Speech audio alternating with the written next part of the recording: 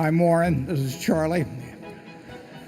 He can hear, I can see, we work together. I constantly quote Warren, and everybody always loves it. I said, you take the high road, it's uncrowded. We knew we were sort of made for each other, and we've never had an argument in this whole time. We are strong-minded. The way to get a good partner was to be a good partner. And these are very old-fashioned ideas. And they just work so fabulously well.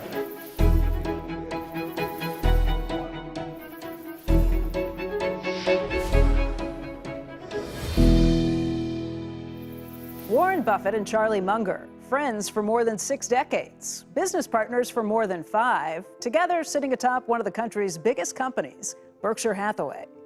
Buffett, the chairman and CEO, known as the Oracle of Omaha, amassed a more than $100 billion fortune running the conglomerate, acquiring stocks and companies from his office in Omaha, Nebraska.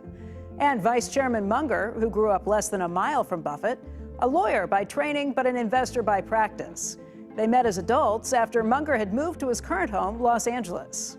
From 1,500 miles apart, the duo built Berkshire Hathaway from a single textile mill to a $650 billion powerhouse. Running companies from railroad operator Burlington Northern Santa Fe and insurance company Geico to Fruit of the Loom, Dairy Queen, and Clayton Homes. And managing a portfolio of $300 billion in shares of companies like Apple, Bank of America, and Coca-Cola. Tonight, we bring you the story of perhaps their greatest accomplishment, 60 years of friendship and the lessons they've learned from each other along the way in business and life. 90-year-old Buffett, a man of many words, and 97-year-old Munger, a man of fewer, but his are more pointed. I would rather throw a viper down my shirt front than hire a compensation consultant. Well, I think he's demented. You can't form a business partnership with your thriftless, drunken brother-in-law, Buffett and Munger's outspoken nature and their refusal to chase hot market fads that stray from fundamental market analysis don't always win them friends, like their take on Bitcoin. Bitcoin is worthless artificial gold. It's ingenious, and blockchain is important, but Bitcoin has no unique value at all. It doesn't produce anything. You can stare at it all day and no little Bitcoins come out or anything like that. It's a delusion, basically. I think I should say modestly that I think the whole damn development is disgusting and contrary to the interests of civilization. And while the pair delivered market-beating performances with the Berkshire portfolio for 4.5 decades, they have lagged the S&P 500 for the last 5 and 10 years, leading some to question whether they've lost their touch. They're not concerned. I'm quite comfortable holding Berkshire. I think our businesses are better than the average in the market. We asked Munger and Buffett their thoughts on some of the latest headlines in the business world, those that could have a lasting impact on how markets operate, beginning with Credit Suisse's $5.5 billion loss stemming from its business with Archegos Capital Management. Think of how massively stupid that was. And of course, it was the lure of the really easy money that the idiot was paying you, being the prime broker for a jerk. But he was a convicted insider trader that came out of the craziest part of the hedge fund industry. And they were getting unusual profits by extending unusual credit. I mean, it was just, the world was shouting at them, crook, fool, and they didn't listen. They thought this is where the easy money is, crooks and fools. There's one rule we don't like either. We learned a long time ago, is that you can't make a good deal with a bad person. Just forget it. Now, if you think you can draw up a contract that is going to work against a bad person, they're going to win. For one thing, they probably enjoy litigation, but Berkshire Hathaway as an entity, or me personally, or anything, we don't want to spend our life, doing that sort of thing. And besides, the bad guys win. They know more games. They may lose eventually, but it's no way to spend your life. Charlie, it wasn't just Credit Suisse that got pulled in by that. There were a lot of firms that were doing business with Archegos, and Yes, they were all foolish, but Credit Suisse has managed to be the biggest fool of all. Well, Becky, if you a lot of competition for that order. In 1934, after the Great Crash, well, 1932 and 3, they held these hearings, and they decided that unusual amounts of leverage were one cause of the problem in the 1929, and that it could pose dangers even to the economy. So they gave the Federal Reserve Board the right to establish how much people could borrow against stocks, margin requirements. Which was a very good idea. It was a terrific idea. And they Totally used sound. the Federal Reserve between 1934 and 1973 used that power, I think, 23 or 24 times. They even raised margins to 100%. But they were the regulators of determining whether excess leverage might have systemic problems associated with it. And then, the rule in 1973 or 4 was 50%. The rule today is 50%. It has, in the last 40 plus years, first 40 some years, it had 23 changes. They went to 100%. They went down to 20. All kinds. Then it was a signal to the economy and all kinds of things. And essentially, Wall Street figured out how to get around that. They lobbied through changes in the law Yeah. so they could have unlimited leverage and keep the transactions off the books and subject to murky accounting.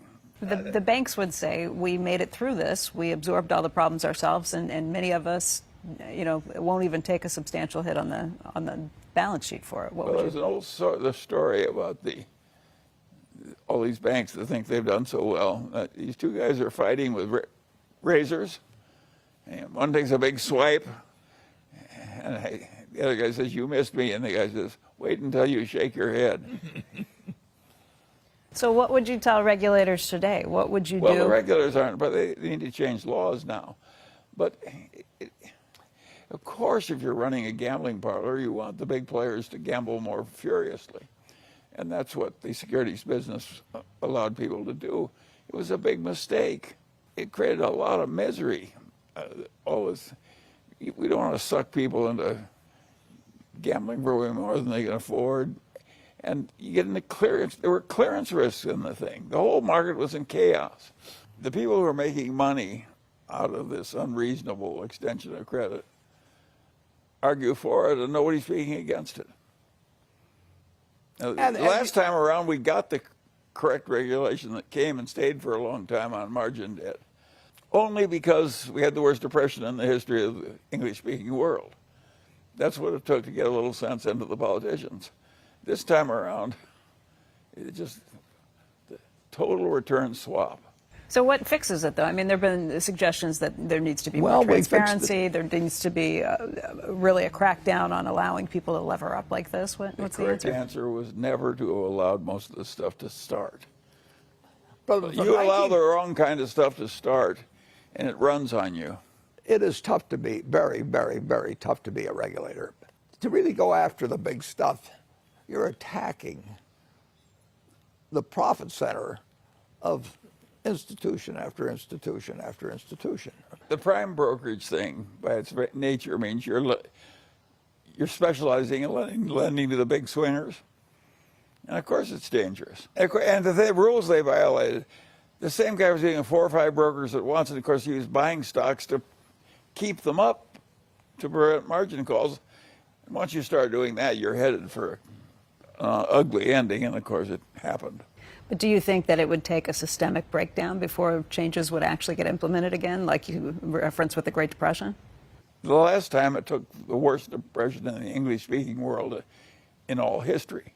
That's what it took to get the last correction. I certainly don't want that. Now, A wise regulator stops this stuff before it starts. it's very hard to stop. What interests me in this is that the communist Chinese behave the way I am talking in favor of. And our own wonderful free enterprise economy is letting all these crazy people go to this gross excess. Becky, The people who are not avoiding it are the communist Chinese. Oh. They step in preemptively to stop speculation. Charlie, you said communist China is doing all the things that we should be doing right now, and I can't help but think of what they've done to Jack That Ma. amuses me, you know. Well, what about what they've done to Jack Ma? He's kind of disappeared as... Well, yes, but Jack Ma is one of the swingers. So they just they said, the hell with you. he basically gave a speech when he said to a one-party state, well, you guys are a bunch of jerks, don't know what you're doing, and I know what I'm doing, and I'm going to do it better. And he was going to wade into banking and no rules and just do whatever he pleased. He also brought banking to a lot of the unbanked Chinese people. communists did the right thing. They just called in Jack Ma and say, you aren't going to do it, Sonny. And I wish we had I don't want all of the Chinese system, but I certainly would like to have the financial part of it in my own country. Although Ant Financial was bringing banking to a huge unbanked population before. I mean, there were things that they were doing that... I know, but you don't want a swinger to run. The banks have the implicit guarantee of the government, and you don't want to let any swinger run a bank. Let the swingers do something else. Who are the swingers here in this country? Well, I don't want to start naming swingers. They'll appear. You know, the way the story has kind of been painted is that it's the Chinese communists who don't want to lose power and some of the capitalists who have maybe gained too much power under at least what the communists might like to see. Both groups want more power, not less. But Politicians in this country want more power, and the rich want more power. yes. No, what's so different in China? Yeah. But the banking system, take shadow banking, which we have in this country. People say, well, it's the unbanked. Well, the whole leveraged buyout lending operation practically left the banks and went to shadow banks in our own country. And it hasn't caused any big trouble yet, but I'll be amazed if it doesn't. Well, Jamie Dimon has said that, and like look out for some of the fintech areas that they're not Yes, I regulated. agree with Jamie Dimon on that. I don't think allowing all the swingers in the world to act as though they're banks is a good idea. Which maybe we should talk about Robinhood and some of the areas that come up. Robinhood is beneath contempt. Why? Well, it's a gambling parlor masquerading as a respectable business. And the pushback on that is always, this is a way of getting average people into the markets. Well, people of who didn't have course you don't access. want to say it's a gambling parlor, but it is a gambling parlor. It's not encouraging people to buy a very, very, very low-cost index fund and hold it for 50 years. I will guarantee you that you will not walk in there, get that advice. No. Instead, you'll get advice on how you can trade options, and they'll tell you that... And it's telling people they aren't paying commissions when the commissions are simply disguised in the trading. It's basically a sleazy, disreputable operation. And the interesting thing about it is that some good people you would be glad to have marry into your family have backed it.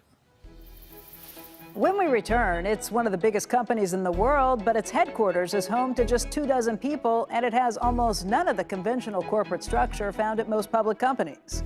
But first, Warren Buffett and Charlie Munger grew up just miles from each other in Omaha. How they met, next. Both of our wives thought, my God, another one.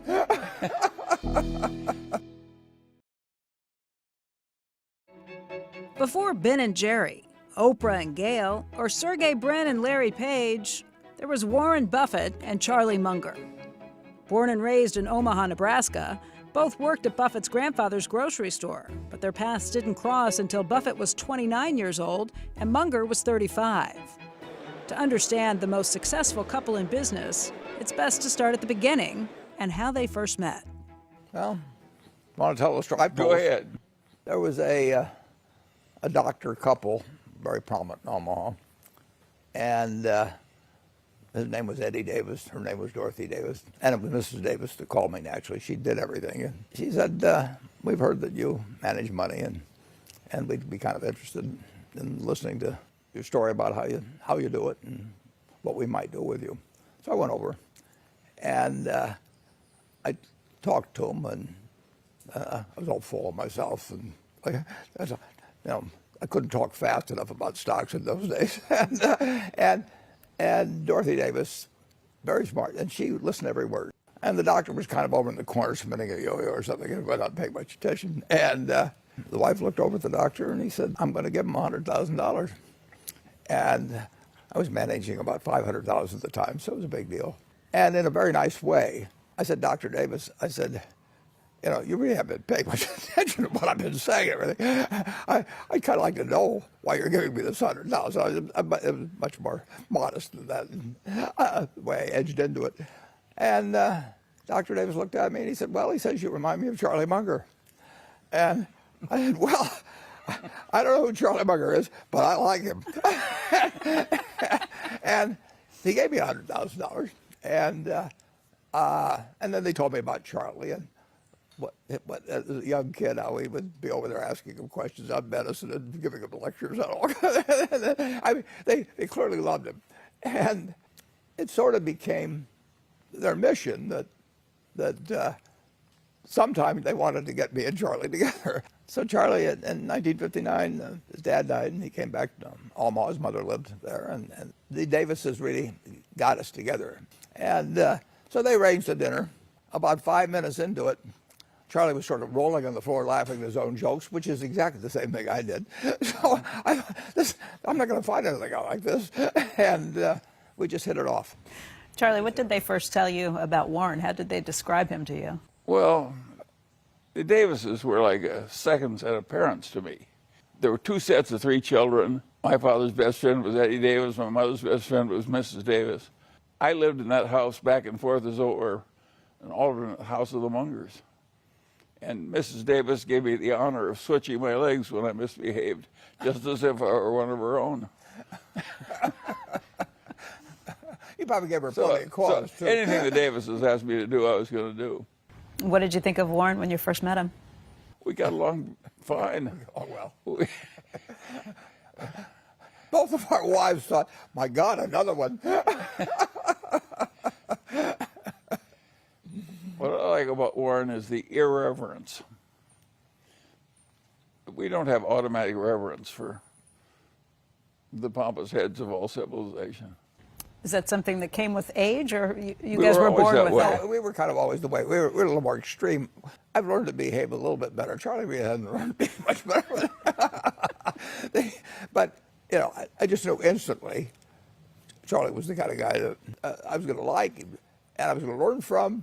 But you know, it wasn't anything calculated decision or anything like that. That it was natural, and we have had nothing but fun. Fun both as friends and business partners. A few years after meeting Munger, Buffett, who had grown his investment partnership into more than $250,000, found Berkshire Hathaway. He started buying stock in the textile mill in 1962 and took ownership of it in 1965. Around the same time, Munger had given up his career as a lawyer and had been running his own investment firm. That is, until Buffett convinced him to shutter it and join him at Berkshire. So how did the business relationship start? Well, Warren had scorn for my way of making a living, and he was correct in that. It took me a long time to wise up that he had a better way of making a living than I did. But he finally convinced me that I was wasting my time. As a lawyer? Yeah. I told him it was okay as a hobby, but not the real way to spend his time. He more or less decided to duplicate in Los Angeles what I was doing in Omaha, which was great. We just connected, and we talked a long time on the phone when it was expensive to talk on the phone. I didn't sit there with an hourglass, but with Charlie, I mean, my family could tell when Charlie was calling. We'd go on for a long, long time. And we had fun in the early days because it was like hunting expeditions. And we had a lot of fun. One of the world's biggest companies started as a textile mill, building an empire from gowns and gloves to stamps. We bought Berkshire stock and we bought blue chip stock and eventually put it all together. It looked like a plate of spaghetti at one time, which was not good. Over the 66 years Warren Buffett has run Berkshire Hathaway, he's made hundreds of deals. But believe it or not, he says acquiring Berkshire Hathaway itself was his worst trade ever. The truth is, I had now committed a major amount of money to a terrible business. And Berkshire Hathaway became the base for everything pretty much that I've done since. So in 1967, when a good insurance company came along, I bought it for Berkshire Hathaway. I really should have bought it for a new entity, because Berkshire Hathaway was carrying this anchor of all these textile assets. So Initially, it was all textile assets that weren't any good, and then gradually we built more things onto it. But always we were carrying this anchor, and for 20 years I fought the textile business before I gave up. And if instead of putting that money into the textile business originally, we just started out with the insurance company, Berkshire would be worth twice as much as it is now. From that first deal, Buffett, soon joined by Charlie Munger, continued to buy stock in undervalued companies. The two say they often learned more from their mistakes, as was the case from one of Buffett and Munger's first deals together, blue chip stamps. Well, we bought into blue chip stamps together with we had a third friend there, Rick Guerin, and pretty soon the three of us together had most of the stock. And one thing led to another. Blue chip stamp is now part of Berkshire. And of course, the trading stamp business has disappeared. All the early businesses that we owned together have disappeared. They didn't disappear, they failed. They failed, yeah. Yeah, right. but we took so much out of them before they failed that it still worked out fine for us. We evolved them. I mean, but literally, the three base businesses all ended up disappearing. They went out of business. They no longer fit into society in a sense. And actually, the very first deal that we joined in on was something called diversified retailing, which was in Baltimore. We bought a department store there. And we had Sandy Gottesman had 10%, Charlie had 10%, and in his partnership, he had 10%. And I had 80% in our partnership, and the three of us. And we always treated it as, we may have had 80, but we were equal partners. We put $6 million into that. We called it diversified retailing, but we only had one department store chain. But we had, and we had a lot of fun with that. But we also saw, after we were in a little while, this department store. As the ink dried, we realized we'd made a big mistake. Didn't take very long. Yeah. Why? What happened? Well, you heard the old story. They said, let me out of this trap. I decided I don't like the cheese. We just wised up the fact that it was one tough business we'd bought into, and that the sellers had made the good decision. We'd made a bad one. We had some terrific people who were running it for us. They were actually related to Sandy's wife. And, exceptionally honorable people. Really honorable people, and smart. If you're Yes. losing money in a business with a smart, decent person, we got a problem. I mean, that's the business. Use the smart, decent person to move them over some other place and move the capital some other place. And The company was not yet losing money, but we could see, we soon realized it was about to lose money. yeah. And so we sold the department store. It went out of business in 1983, but Hutzler's, which was the silk stocking department store, they went out of business in, 1985 or something. They're gone. And the people there, quite understandably, wanted to build more branch stores, but you don't want to put more money into a business that's destined for failure. Now, we put $6 million of capital in that, and it was a dumb decision, everything. But that's $6 million. What would it be worth now, Charlie? They got 4/10 of a share. Great many billions. Oh, it's tens of billions. Yeah. Now, if the department store had succeeded, we'd have a nice little business to send us a little check. But because it failed, we made we made more than 25 billion in that. It didn't look like it at the time, though. So when you realized it was a mistake, what did you do? How did you address it? We asked Sandy, who was the best salesman among us, to go sell it. and we sold it, and we put the money into Berkshire. We got about 95% of our money back. Yeah, and we'd borrowed $6 million in there, so now we bought Berkshire stock and we bought blue chip stamp stock, and we eventually put it all together. It looked like a plate of spaghetti at one time, which was not good. It was just complicated, and so we put them all together. And I've still got stock, and Charlie still got stock that came out of diversified retailing, as do a number of my partners from the old days.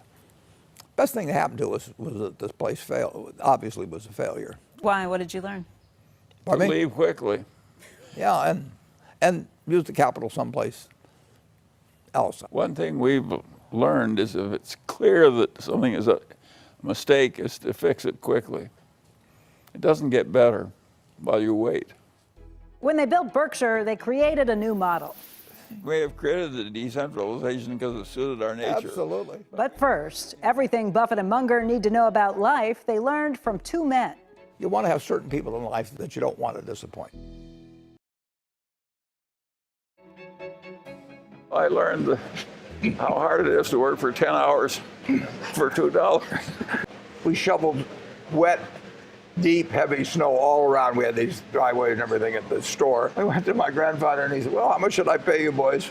Because a dime's too little and a dollar's too much. The main thing we learned from the grocery store was we didn't want to work at a grocery store. Warren Buffett and Charlie Munger agree a lot of their outlook on life comes from their Midwestern upbringing. They credit their success to a deep sense of values which have kept them grounded throughout their careers, associating with good people in business and in life, and to taking the high road in business transactions. I mean, if the high road is way more profitable, do you deserve a lot of credit for choosing it? People get the credit of the people who take it even when it's painful. Both say these values were instilled at a young age thanks to a key figure in each of their lives. Long, long ago, people don't even know about this, but we owned two small insurance companies at Berkshire that both went broke, except we didn't let them go broke. I mean, in other words, we could have walked away from them and left money because they were separate companies, and we didn't walk away. We haven't spent our lifetime, working at things to try and figure out ways to walk away from debts or have things in indentures and play games like they have, with credit default swaps, to figure out ways to take advantage of the lenders. It's just not our game. If we owe money, we're going to pay it back.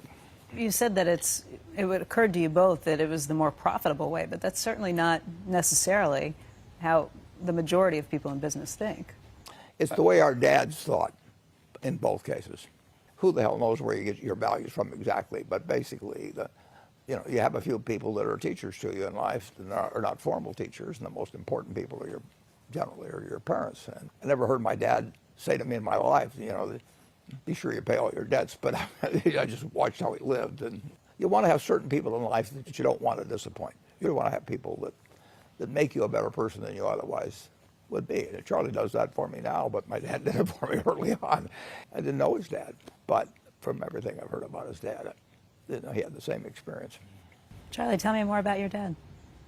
Well, my father was a lawyer, and he was the son of another lawyer who became the only federal judge in Lincoln, Nebraska, which is Nebraska's capital city. And Grandfather Munger was a marvelous guy and a great family man, too. I was surrounded by high-grade people, and my parents had good friends who were high-grade people.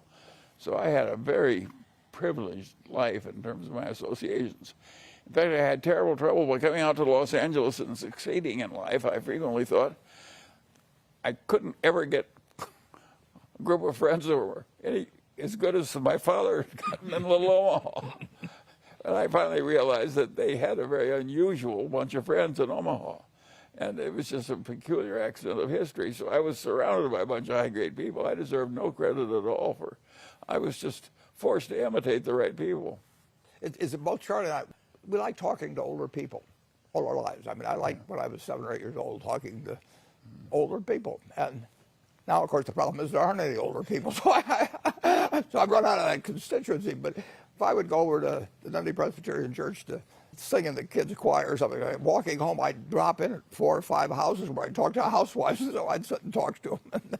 I've always enjoyed talking to older people. I think Charlie was the same way. Of course. When I married the woman that helped me build this house, one of her relatives said after meeting me, she said, "That is the oldest young man I've ever known." But I think I always behaved like I was 100 years old, even when I was young. But now we're the youngest old men that you'll run into. Charlie, just the relationship that you have with your dad, too. Oh, a marvelous relationship. And it's a great blessing to have a wonderful mother and a wonderful father, and they have a bunch of wonderful friends. It was just, I was very lucky. We've been able to associate with people that we really like. That's one of the luxuries of life. And we're still doing it. And we're still doing it. We made a lot of money, but what we really wanted was independence.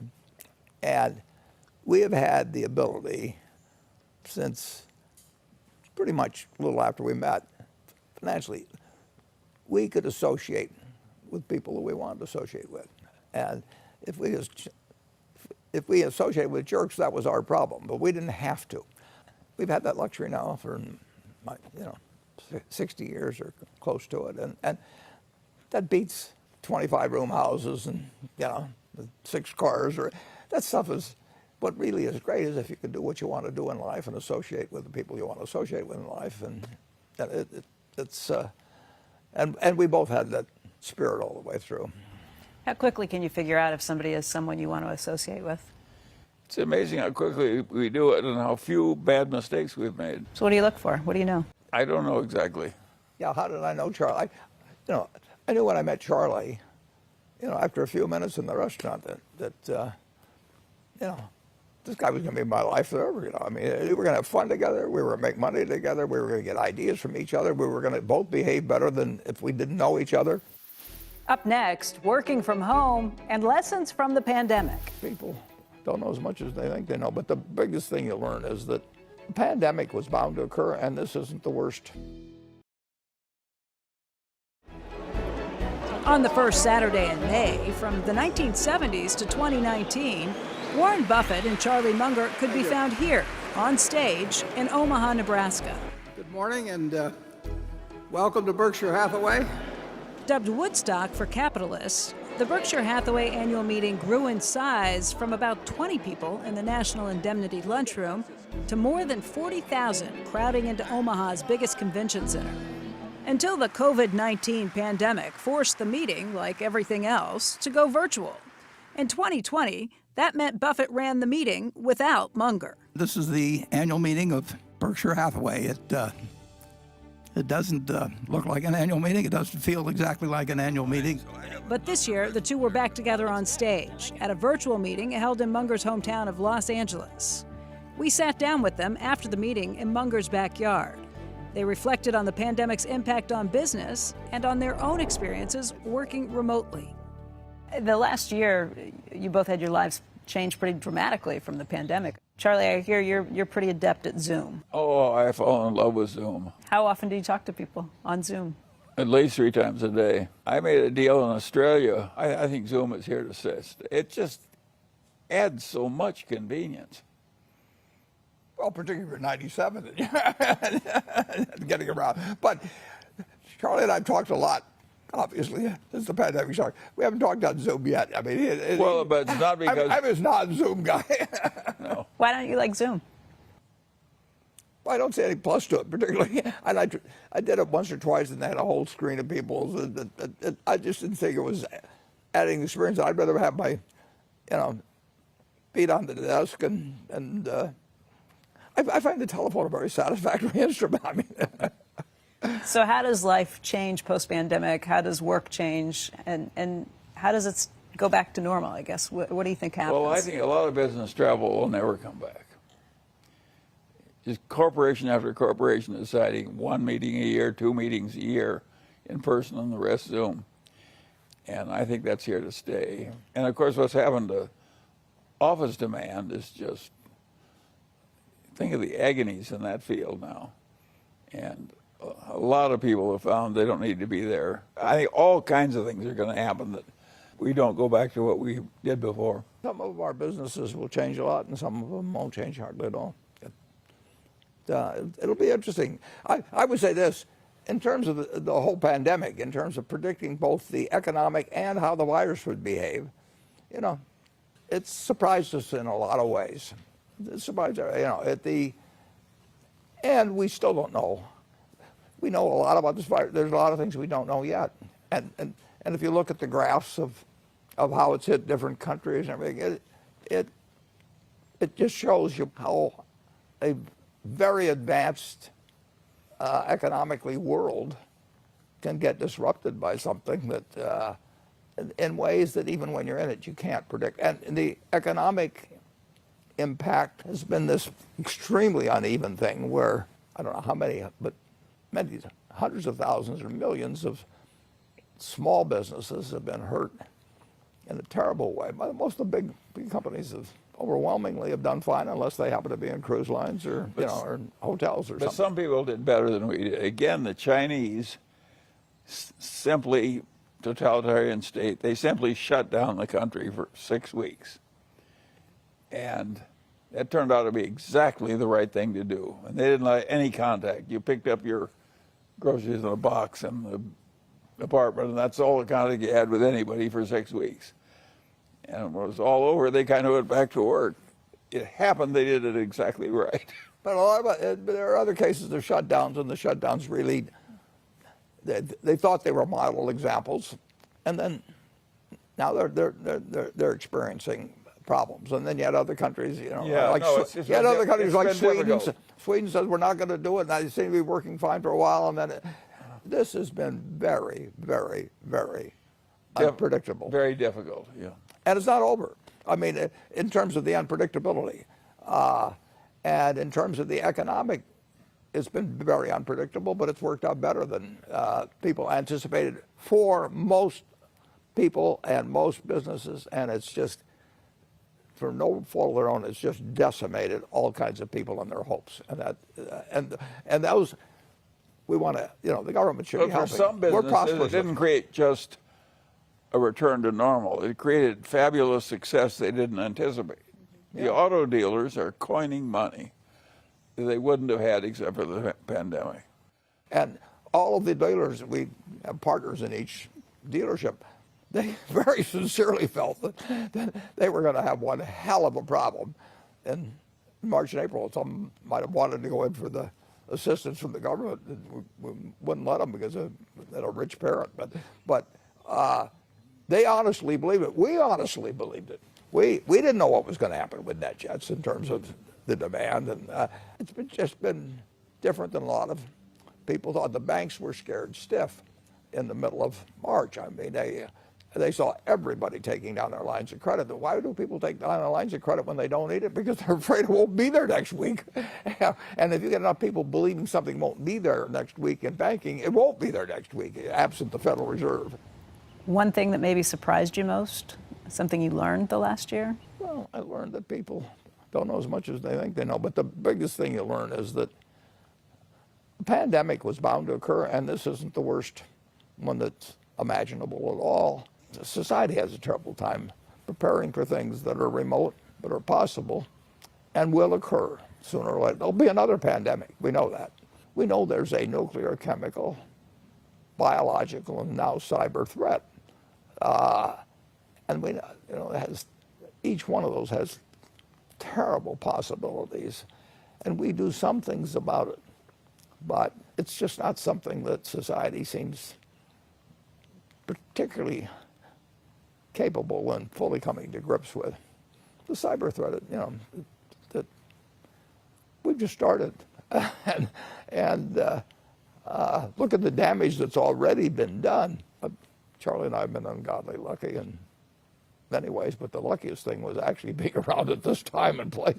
And we also have these problems on how to 200 countries with over 7.5 billion people, and a lot of tensions between them and all sorts of things, and different systems of selected governments and all that. And how do we actually do this so that mankind 50 and 100 and 200 years from now should enjoy the incredibly better life that could be enjoyed, while not screwing it up?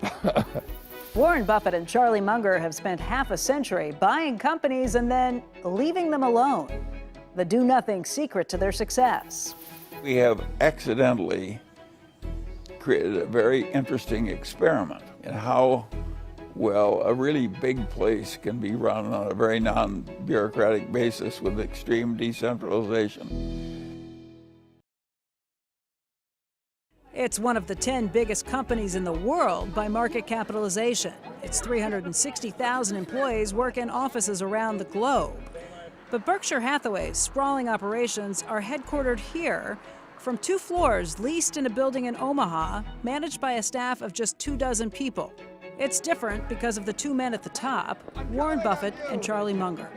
We have accidentally created a very interesting experiment in how well a really big place can be run on a very non-bureaucratic basis with extreme decentralization. We're like a test case for how extreme you can make it. And I would say so far that it's worked better. We get more advantages than disadvantages out of our hands-off management. That's You true. agree with that? That's true. We get very few people that want to copy us. No, nobody wants to copy us. And if people study us, they'd find it the way we're doing it, it works way better. Yeah, it has certain disadvantages. And, Yes. when you trust people, occasionally trust is misused. But net, it's worked It's a useful experiment that we've done, and I confidently predict that someday somebody will find out that some of this dumb bureaucracy could be eliminated. We'll be better off. Just as we found we can eliminate some business travel, we're going to find we can get rid of some dumb bureaucracy in American corporations. It works at large scale, but it doesn't work to produce the kind of returns that, I mean, you can't, it isn't like we've got something that produces extraordinary returns, but it can be a very decent business at scale, operating in a way. Don't you think we've done better than we would have been if we'd copied the centralized management system? I wouldn't have wanted to work there. I know. No, of course not. I'd resigned or been fired. Yeah. No, I'd rather be in a jail cell with a few people that were interesting, and plenty of reading material. No, what you're saying is we may have done it. We may have created the decentralization because it suited our nature. Absolutely. But we've accidentally created an experiment. Yeah. We've demonstrated that it can work on a big scale. That will eventually prove useful, I think. You two have been friends for over 60 years. What's one thing that you really admire about the other? Well, I like the humor and all that, but dependable is really important. Warren, what do you admire about Charlie? Really just the kind of person he has been. I mean, he has contributed to given individuals and also to society. I mean, he goes well beyond buying a stock and selling it higher. He's designed dormitories and helped build them. He's worked at hospitals and to understand how they can be made better and serve more people and do it at less cost. You know, it's an uphill fight all the time. But Charlie has worked on big problems, and he doesn't need to.